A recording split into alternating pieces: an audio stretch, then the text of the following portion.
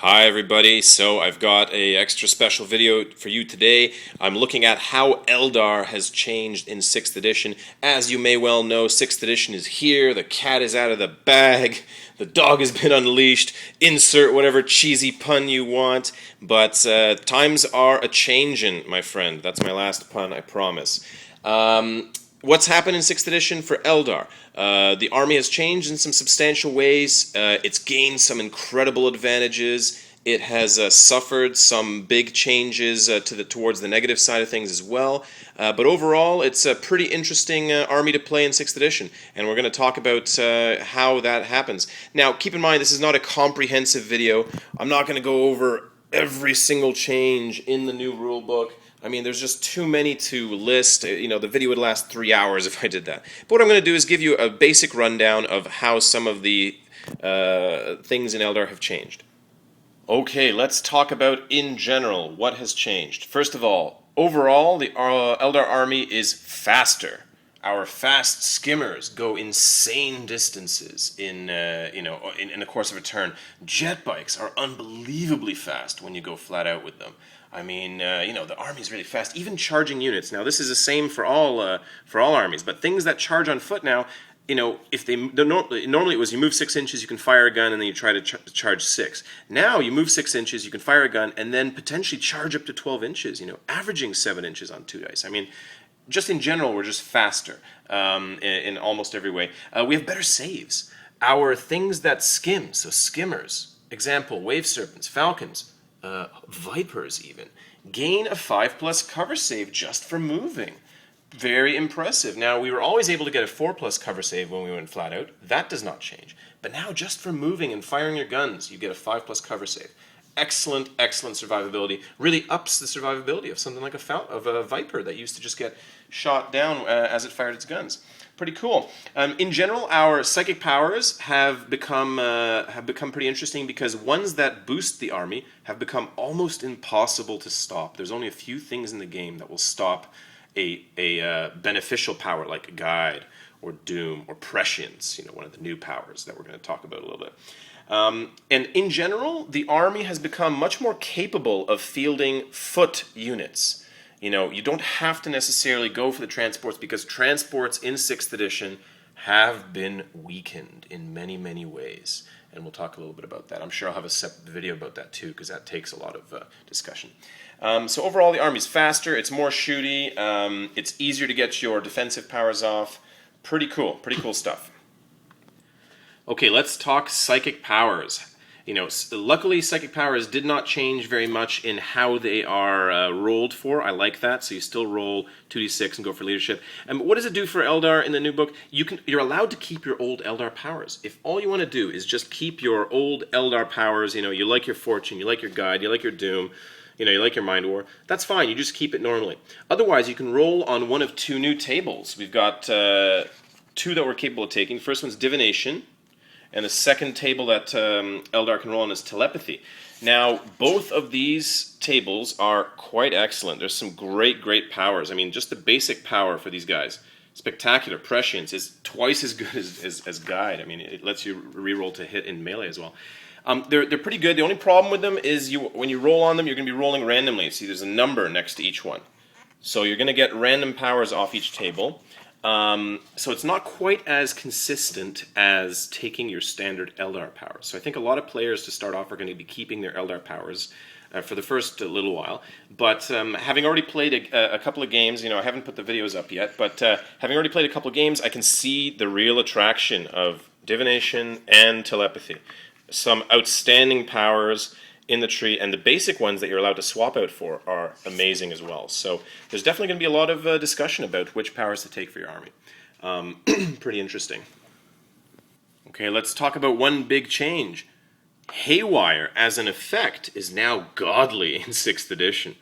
Because of the way that vehicles work, they all have hull points, and glancing hits, all they do now is strip a hull point. And an average vehicle, like a Night Spinner, Wave Serpent, Falcon, has only 3 hull points. A squad of these guys throwing haywire grenades is going to hit a lot because now vehicles are hit much easier. and they're just gonna they're gonna wreck vehicles like crazy with their haywire grenades. You know, glancing on a 2 to 5, penetrating on a 6. You know, even a penetration takes away a hull point before you roll on the table. So haywire is godly. No, does that mean that swooping hawks are now the greatest thing in 40k? No, they're still extremely expensive. Likely, probably still too many points to field in you know, large quantities or in lots of armies, but they're a lot better now. They are quite fieldable. Because of their haywire grenades, because you can actually throw grenades now. You can throw 1 grenade, you know, per unit. It's pretty cool. What else has happened? Shining Spears. So this guy's going to play the role of Shining Spears, because I don't actually have any Shining Spear models yet. But Shining Spears are actually quite a bit better because they get the Jink cover save, and that extends to jet bikes as well. So now, just by moving in your movement phase, you get a 5+ cover save, which becomes a 4+ if you go flat out, which, mind you, is weakened from what it used to be. It used to be a 3+ on flat out, but very fair. I mean, I'll take it, because I would love to have a 5+ cover save out in the open with these guys. And interestingly enough, if you take a skilled rider on Exarch for the Shining Spears, that 5+ will become a 4+ out in the open just for normal movement, because that's what skilled rider does. Pretty interesting. So these guys are actually pretty interesting now, because they can actually not get shot to pieces before they hit the battle line. Jet bikes in general have gotten insane. I mean, they can go up to 48 inches in a turn where they flat out. You know, you move your 12, and then you can flat out 36 more inches. I mean, unbelievable in the shooting phase. They keep their cheating jet bike move where they're allowed to kind of, you know, do a random move or do an extra move in the assault phase, but now that move is actually on average going to be faster. It used to be 6 inches, now it's 2d6. So in many situations, they're going to be going the same or better speed during that assault move. On top of that, these guys have Hammer of Wrath, so when they charge something, you get a free, essentially like an impact hit at your own strength at initiative 10 before the battle even starts. You know, does that mean these guys are going to turn into, like, you know, the most powerful melee guys in the game? No, because they're only strength 3. However, that really ups their capability. The fact that you're essentially going to be getting 3 attacks on a charge. You know, your 1 attack plus the charge attack plus Hammer of Wrath. Pretty impressive option there. On top of that, being on a jet bike now increases your toughness by 1, and that includes for things that would insta-kill you. It used to be that your toughness 3 went to 4 against regular shooting, but if something that of strength 6 hit you, you'd still be insta-killed, because the +1 toughness wouldn't count. That's gone. +1 toughness, your Farseer or your Autarch is now toughness 4 straight up on the vehicle. That means strength 6 and 7 will not insta-kill him normally.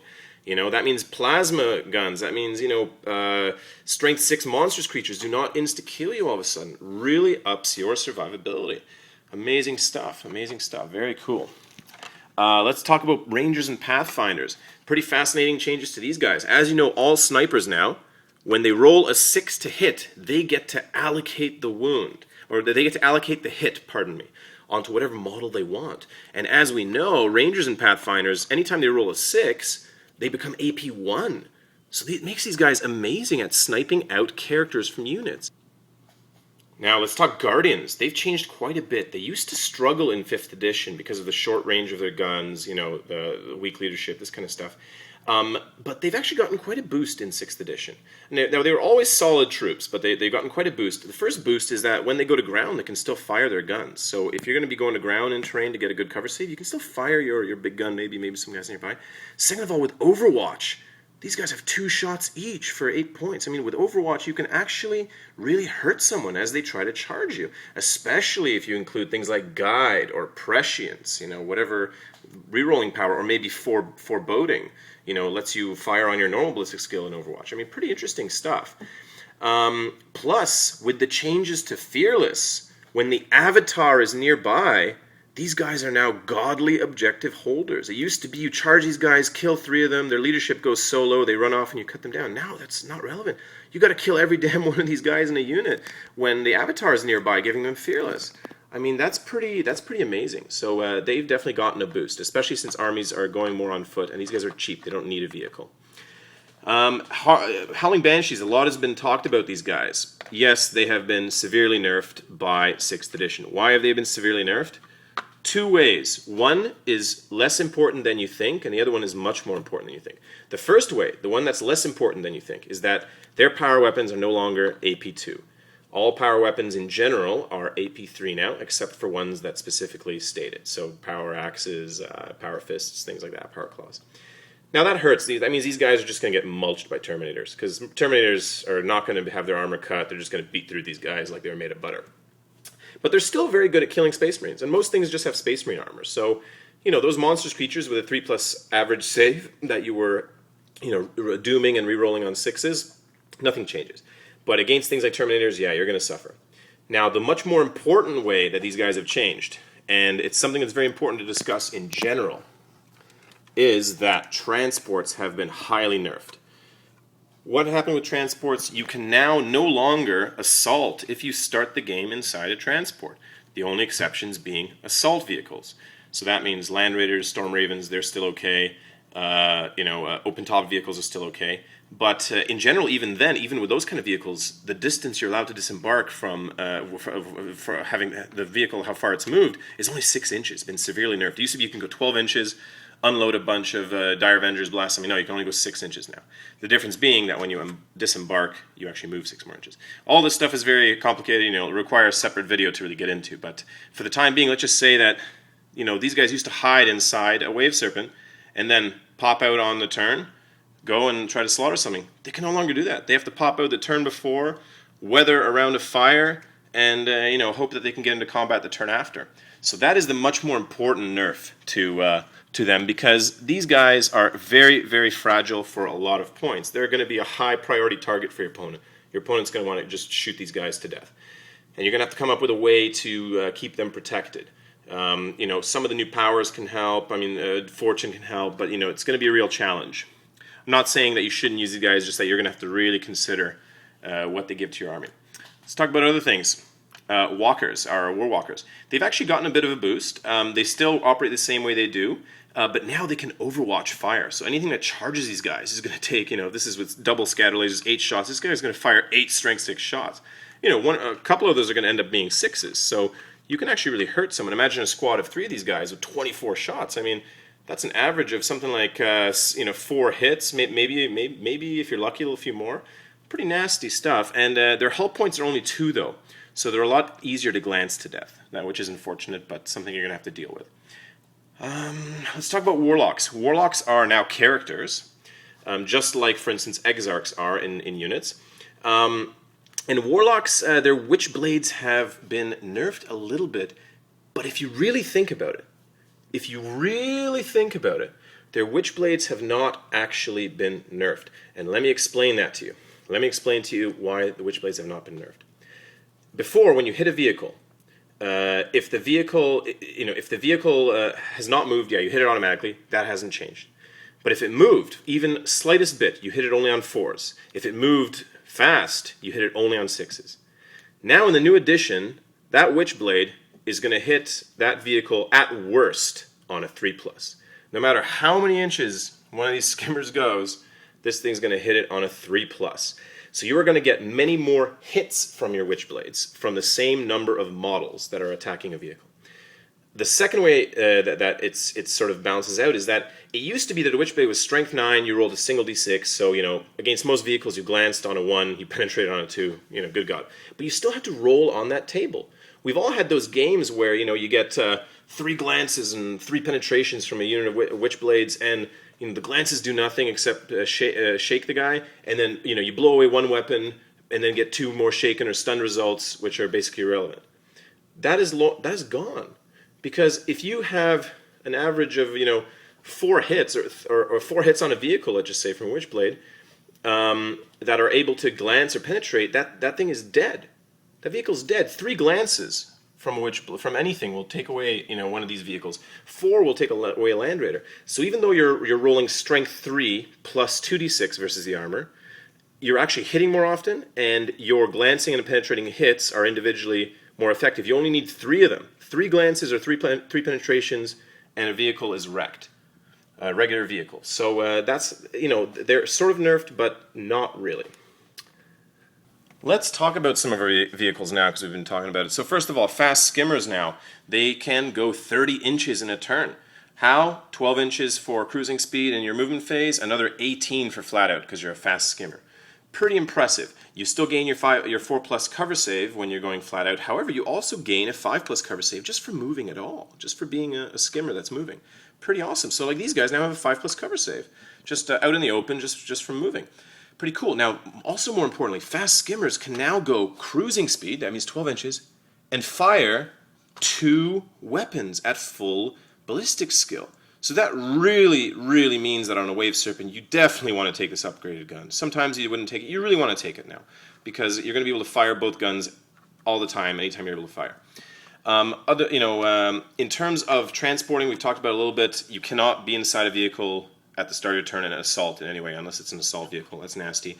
Also, unfortunately, when things are inside, if the vehicle gets shaken and the guys are inside, then no matter what, even if they pop out next turn, they are only going to fire snapshots.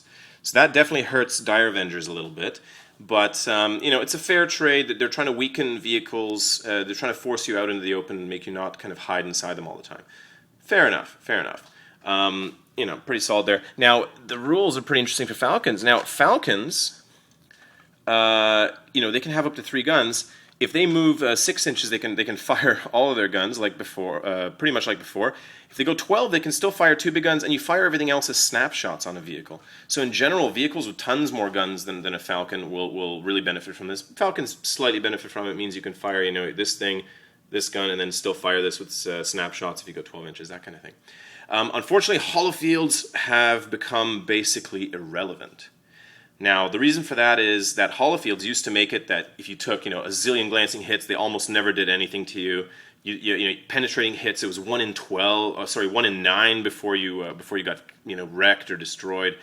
I mean, that is gone because 3 glancing hits, they don't even roll on the table. They don't even roll on the holofield table. They just take away your hull points. 3 glancing hits, you're dead. 3 penetrating hits of any kind, you're dead because a penetrating hit strips a hull point and rolls on the table. So for 35 points, holofields are absolutely not worth it. If they were 5 points, I would tell you to maybe consider, think about it. Do you really want to put it on? No. But they're 35 points. There's no point. On the plus side, because you're no longer buying holofields, you're saving a lot of points. Yay! Silver linings. The Falcon is still a worthwhile tank if you keep it cheap. Buy it a basic extra gun over here, maybe upgrade the bottom gun, maybe not, because, you're going to be going 12 inches and firing 2 guns, so maybe you don't even need that 3rd gun to be all that powerful.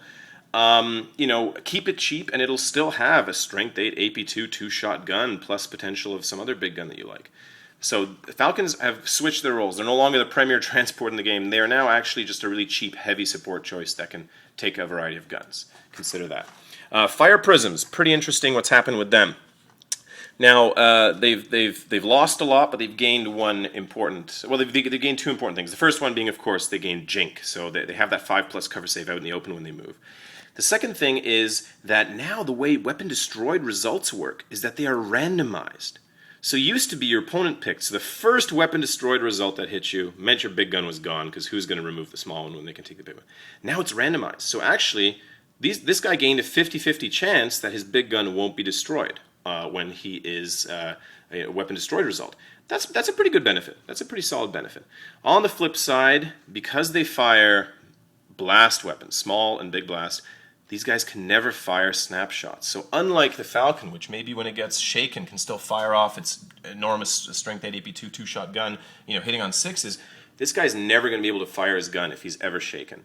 That is a pretty serious drawback. However, because AP2 is so hard to come by now in 6th edition because a lot of melee weapons have lost it. That AP2, a small blast from the big gun, that's pretty beneficial. So it's still worth keeping these guys. Keep them cheap if you do field them. Don't add holofields. Don't add a lot of upgrades. Stick to it. Next thing to talk about, Phoenix Lords. They've gotten a nice boost because now with with power weapons being generally AP3 only, their 2+ armor save actually means something. Karandras is now just a thug. 2+ armor save and like 1 billion power fist attacks. I mean, this guy's a thug now. The only thing that can take him on is other thuggish characters, and even then his weapon skill is very high. They're going to need good rolls to hit him. Pretty impressive. All the Phoenix Lords have had that interesting change. On the flip side, most Phoenix Lords have now had their power weapons weakened down to AP3. So that is a serious blow, but so be it. Eldrad, interestingly enough, His weapon is not a power weapon. It is simply, his staff is simply a weapon that ignores armor saves. So Eldrad continues to ignore all armor saves. Nothing has changed about that. Mind you, he still only has his one basic attack, too, because he's got the pistol.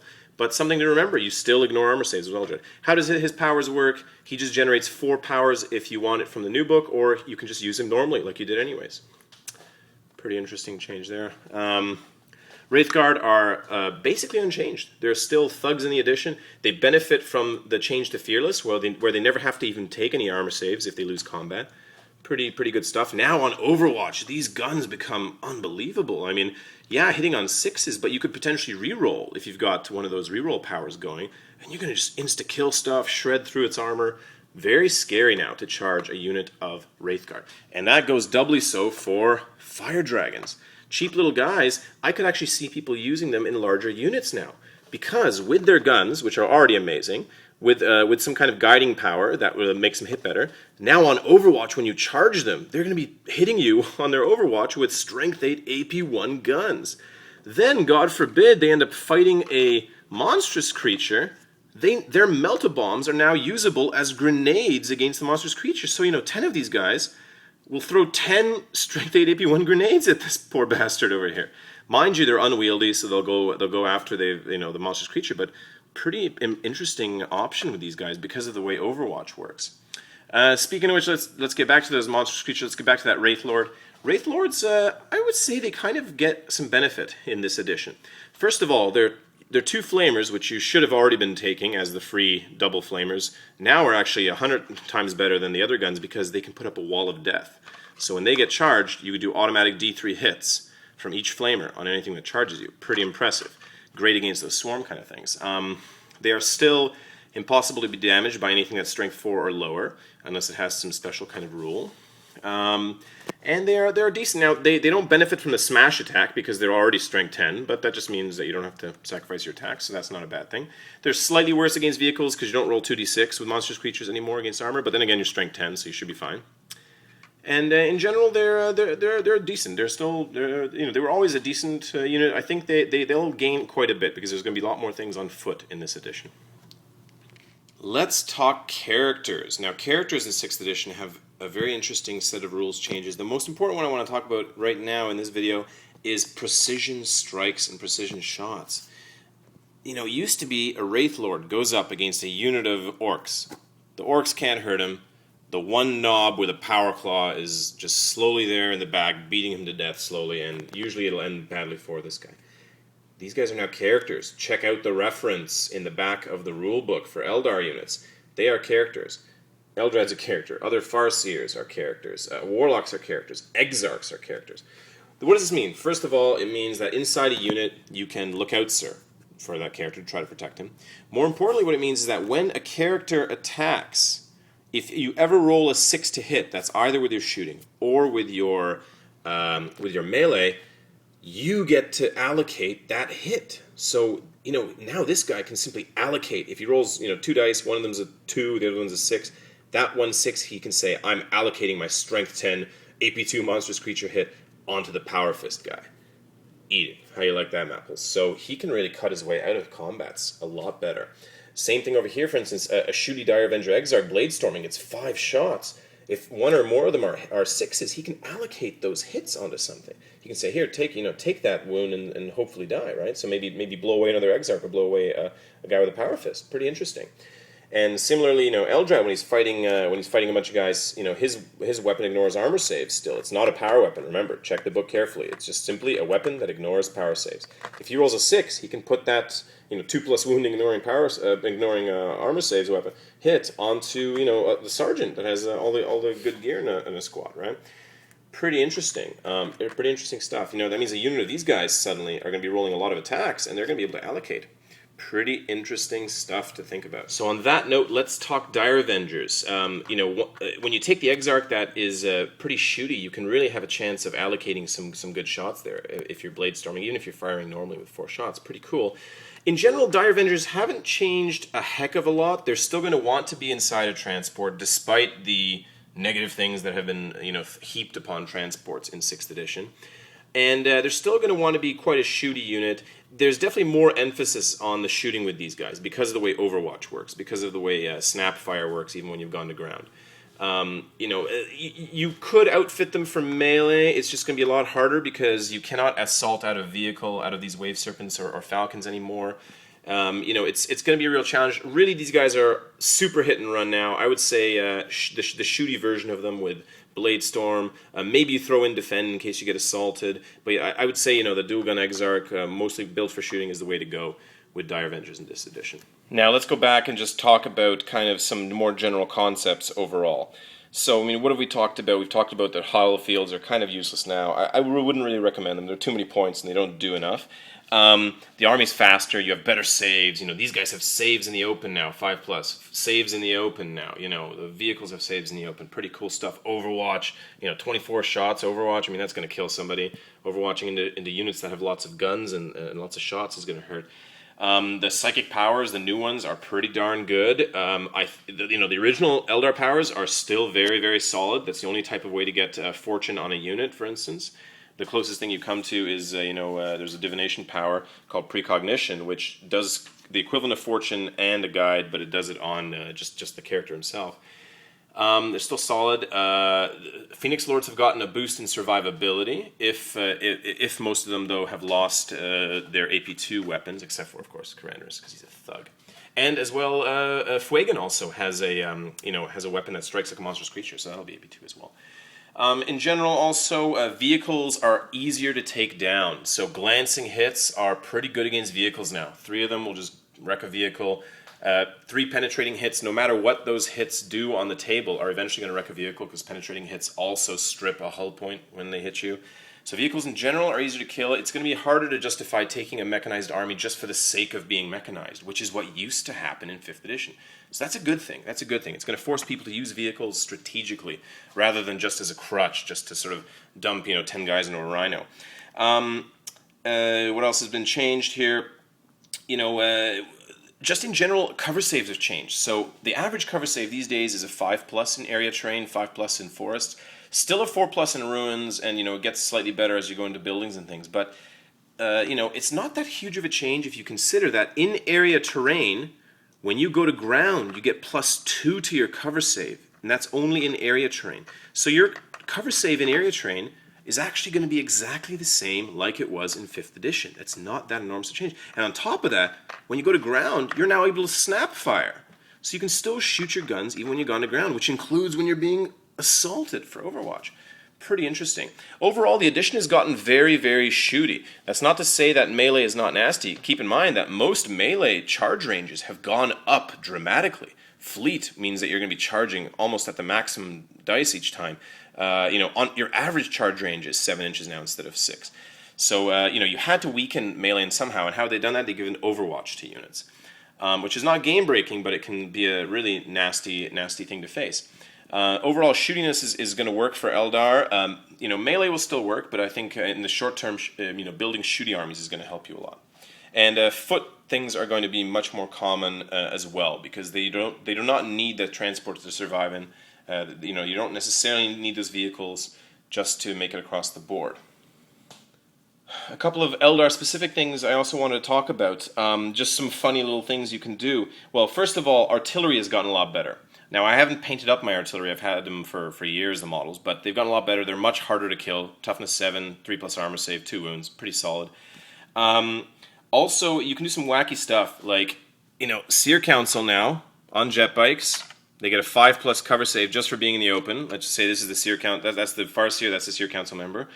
5+ cover just for moving in the open. You can now, if you have one guy fortuning them like you usually do, that's great. Fortune is much more likely to succeed because it's much harder to stop. What if you have another Farseer in the unit or nearby that suddenly, rolls on the telepathy tree and gets invisibility? Invisibility. So he gets invisibility, and you can now have fortune and invisibility running on the same unit. That means these guys, in the assault, they're hitting everything on weapon skill 1, and everything else is weapon skill 1 against them. They gain shrouded and stealth. That means out in the open. They have +3 to their cover save. So a 5+ cover save becomes a 2+ cover save out in the open. Crazy abilities. Of course, that's a psychotic kind of situation. how often is it going to happen that you're going to have, first of all, both psychers dumping their powers onto these guys, and that you're going to be able to roll for invisibility because that's the one that makes it happen, and that, it's a lot of factors to come together. Just an example of some funny stuff you can do with the combinations of the powers. Believe me, there's going to be lots and lots of other sneaky combinations you're going to be able to pull off. For instance, prescience to help you reroll to hit, and foreboding, which lets you attack on your full ballistic skill. Suddenly you're rerolling on your full ballistic skill when you're being assaulted. I mean, there's just imagine 10 of these guys doing that. I mean, it's sick. There's some sick combinations you can come up with. Of course, most of them are extremely points heavy, and it's mostly just for laughs, but something to think about. In general, I'm liking where Eldar is going in 6th edition. The only huge issue I would say right now, if you're going to be playing Eldar in 6th edition, is that zooming flyers, things that zoom, that you need 6s to hit just to get hits on them because they're zooming, are going to be the bane of your existence as an Eldar player. We literally have nothing that can skyfire. The best we can do is we can reroll our 6s with guide, prescience, things like that. We can buy fortifications like bastions and Aegis defense lines that come with guns that are capable of skyfiring. You can take allies with other peoples who have flyers like Dark Eldar. But there's no easy solution to zooming flyers right now. The best solution is to make sure you hold your opponent to the rules. Flyers can't just maneuver around the board when they're zooming. They have to go 18 inches all the time, and they can only go 90 degrees. So that means if a guy, let's pretend this is all one big game board, so this is all to scale. Flyer comes on 18 inches, next turn, goes 18 degrees. He's forced to turn if he wants, but then he can't shoot over here. You can't just, can't go here, turn around, and fire all your guns, So maybe he can only fire in this area of the board. Make sure that if you're facing a list with, a zillion flyers, you're probably going to see those lists in the coming weeks. Make sure you're holding your opponent to the correct rules. Don't let them slide. Don't let them accidentally forget that they can't just, go this and then turn around and fire this way and then keep going next turn. They can't do that. Anyways, just some thoughts on Eldar in 6th edition. This video is dragged on a lot longer than I was expecting it to, but I hope this gave you some perspective on how the army has changed in 6th edition. Believe me, this is not the final word on it. This is just my first initial thoughts. There are so many changes. I could go on for hours and hours and hours, but suffice it to say that I'm pretty excited about 6th edition, and it should be a ton of fun for you if you are an Eldar player. All right, guys, take care and keep watching.